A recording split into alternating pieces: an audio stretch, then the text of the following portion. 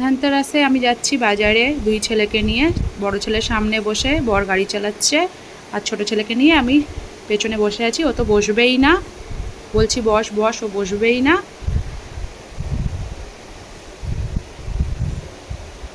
বাজারে এসে গেছি, এসে এটা নিয়ে নিলাম।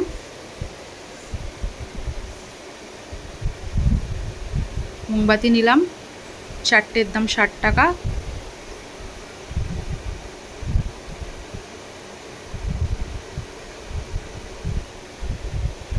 কত ভিড় আজকের দিনে বাজারে।